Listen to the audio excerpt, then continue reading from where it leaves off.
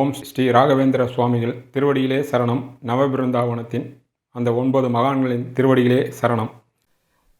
வணக்கம். ஆர்கே டில்லிபாபு பேசுகின்றேன். உலகத் தமிழர் அனைவருக்கும் நீங்கள் அளித்து வருகின்ற மகத்தான ஆதரவுக்கும் அன்புக்கும் மிக்க நன்றி. நமது ஆர்கே அஸ்ட்ராலஜர் யூடியூப் சார்பாக குரு பயிற்சி பலன்களை மிக விரிவாகவும் விளக்கமாகவும் விட்டுள்ளோம். பார்க்காத நண்பர்கள் பார்த்து பயனடைங்கள். உங்கள் நண்பர்களுக்கும் உங்கள் உறவுகளுக்கும் ஷேர் செய்யுங்கள். சப்ஸ்கிரைப் செய்யாத நண்பர்களும் சப்ஸ்கிரைப் செய்து கொள்ளுங்கள்.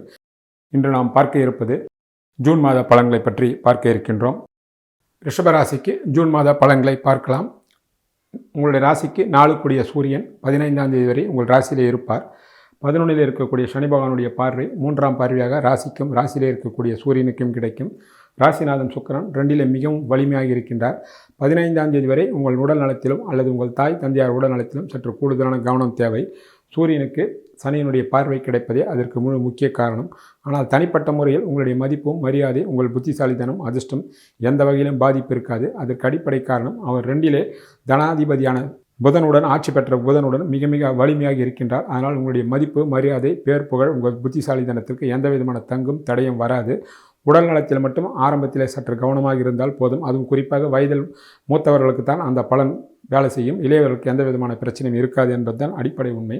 8ஆம் தேதிக்கு பிறகு ராசிநாதன் சுக்கிரன் உச்சமடைந்த குருவுடன் சேர்ந்திருப்பதினால் உங்களுடைய புகழும் சரி, உங்களுடைய புத்திசாலித்தனம் சரி, உங்கள் முயற்சிகள் அத்தனையும் வெற்றி அடையும். சரியான முறையில் நீங்கள் திட்டமிட்டு பயன்படுத்தி கொண்டால் இந்த மாதம் 1ஆம் வீட்டின் மூலமாக பலவிதமான வெற்றிகளும் நன்மைகளும் உங்களுக்கு கட்டாயம் கைமேல் காத்திருக்கிறது. உங்களுடைய ராசிக்கு 2 கூடியவர் புதன். அவர் 2இலே ராசிநாதனுடன் சுக்கிரனுடன் ஆட்சி பெற்றிருப்பதினால் உங்களுக்கு இவ்வளவு நாள் தங்கு தடையான வருமானங்கள் எல்லாம் வர ஆரம்பிக்கும். வேலை சரியான முறையில் கிடைக்காத இளைஞர்களுக்கும் இளம்பெண்களுக்கும் வாய்ப்புகளும் உங்களை தேடி வரும். சரியான முறையில் நீங்கள் பயன்படுத்தி கொள்ளலாம். புதிய வேலை கிடைக்கும். வேலையில் இருப்பவர்களுக்கு பதவி உயர்வும் பண உயர்வும் வரும். குடும்பத்தில் மகிழ்ச்சி, சந்தோஷம், பொன்பொருளை வாங்கக்கூடிய வாய்ப்புகளும், கடன் இருந்தால் அந்த கடன்களை முற்றிலுமாக அடைக்கக்கூடிய வாய்ப்புகளும் பிரகாசமாக இருக்கும்.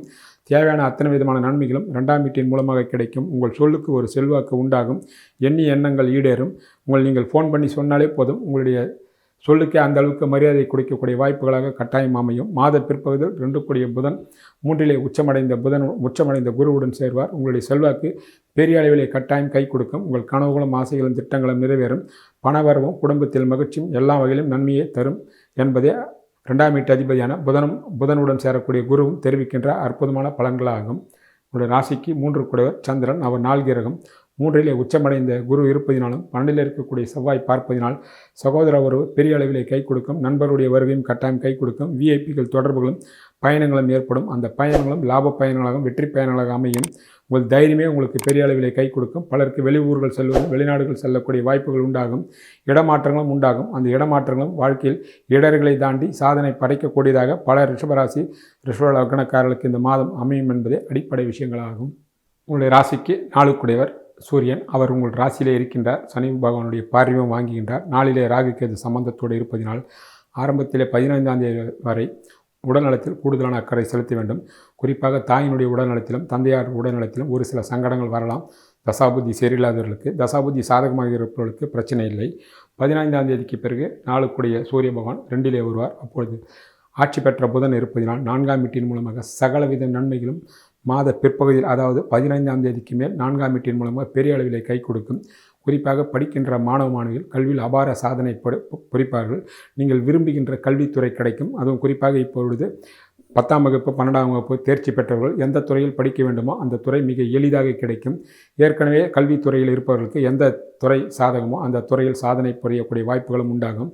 தாயால் மிகப்பெரிய லாபங்களும் யோகங்களும் உண்டாகும். பலருக்கு தாய் வீட்டு சீதனங்களாக சொத்து சுகங்கள் பெண்களுக்கு வரும். வீடு, வண்டி, வாசல், வாகனங்கள் சேர்க்கை வரும். பலருக்கு இடமாற்றங்களும் வரும். எண்ணிய எண்ணங்களும் அதிர்ஷ்டங்களும் 4ஆம் வீட்டின் மூலமாக ஏதோ ஒரு வகையில் உங்களை தழுவிக்கொள்ளும். இதெல்லாம் மாத பிற்பகுதியில் ரிஷபராசிக்காரர்களும் ரிஷப லக்னக்காரர்களும் நிச்சயமாக நீங்கள் எதிர்பார்க்கக்கூடிய மிக அற்புதமான அமைப்பாகும். உங்களுடைய ராசிக்கு 5 கூடியவர் புதனாகின்றார். அவர் 2இலே தான் வீட்டிற்கு 10இலே ஆட்சி பெற்று ராசிநாதன் உடன் இருப்பதினாலும் 5ஆம் வீட்டில் சனி பகவான் பார்வை செய்தாலும் பிள்ளைகள் வகையில் சுபவிரய செலவுகள் இருக்குமே தவிர மற்றபடி 5ஆம் வீட்டு அதிபதி மிகவும் சாதகமாக இருப்பதினால் உங்கள் கனவுகளும் திட்டங்களும் நிறைவேறும். பலருக்கு குழந்தை பாக்கியம் இல்லாதவர்களுக்கு இந்த காலகட்டத்தில், அதாவது மாத பிற்பகுதியில் குழந்தை பாக்கியங்கள் கட்டாயம் உண்டாகும்.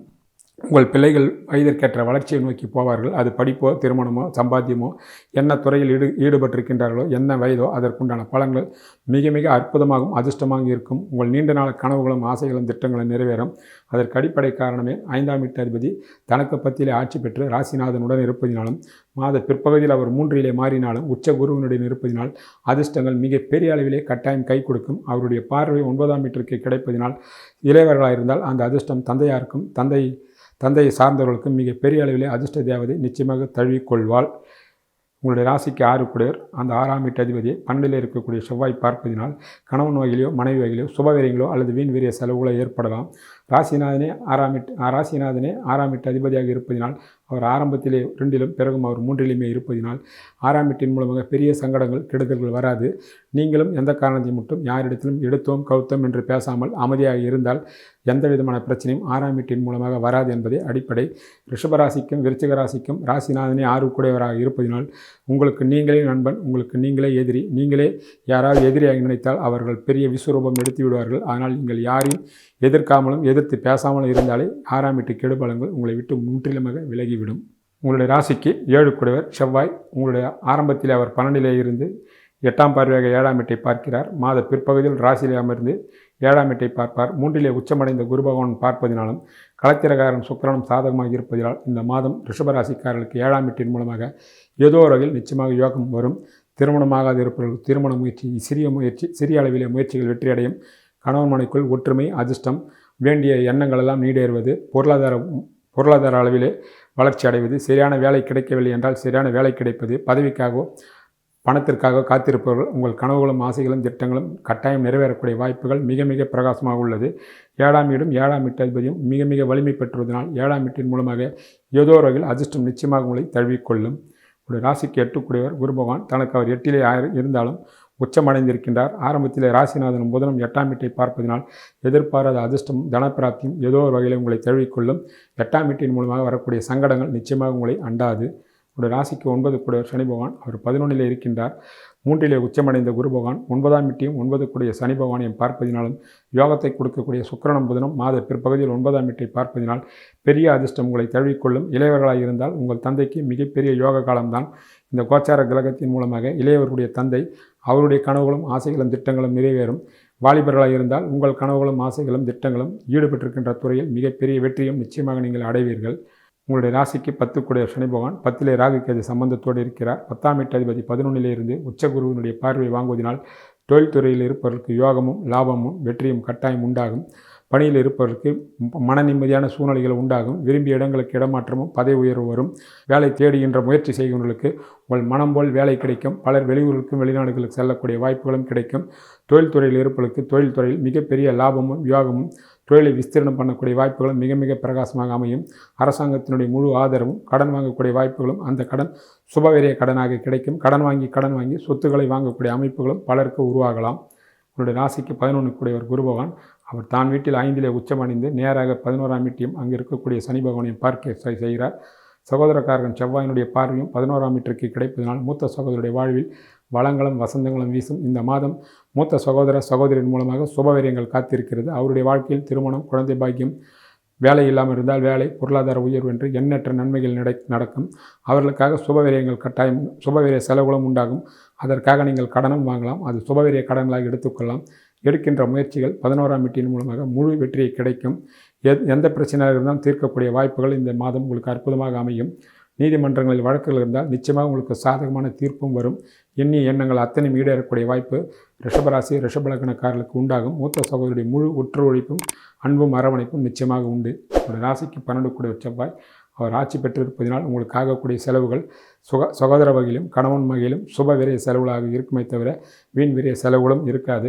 ஆக ரிஷபராசிக்காரர்களுக்கு இந்த ஜூன் மாதம் மிகப்பெரிய வரப்பிரசாதமாகும். வளம் தரக்கூடிய பொருளாதார ஏற்றம் தரக்கூடிய மாதமாக இருக்கிறது. முழு அளவிலே திட்டமிட்டு இயற்கையிலே புத்திசாலியான நீங்கள் கடுமையாக உழைத்தால் கைமேல் பலன்கள் நிச்சயம் உண்டாகும். வணக்கம். ஜூன் மாதத்திற்குண்டான தெய்வ வழிபாட்டினை பார்ப்போம். சனிக்கிழமை தோறும் ஆஞ்சநேயர் கோயிலுக்கு செல்லலாம். அருகாமையில் உள்ள திருக்கோயிலுக்கு நெய் தீபம் ஏற்றி வருவது சிறப்பு. எந்த கோயிலாக இருந்தாலும் பரவாயில்லை. மகான்களுடைய ஜீவசமாதிக்கு செல்வதோ அல்லது முடியாதவர்கள் அவருடைய படத்தை வீட்டிலே வைத்து நெய் தீபம் ஏற்றி வணங்குவது சிறப்பு. எந்த மகான்களாக இருந்தாலும் பரவாயில்லை. லட்சுமி நரசிம்மரை வணங்குவது கைமேல் பலன்களை தரும். கந்தசஷ்டி கவசத்தை பாராயணம் செய்வது எல்லா வகையான வெற்றியும் கட்டாயம் தரும். வெளிநாட்டில் உள்ள தமிழர்களும் இந்த தெய்வ வழிபாட்டின் முறையை பயன்படுத்தி கொள்ளலாம். நன்றி, வணக்கம்.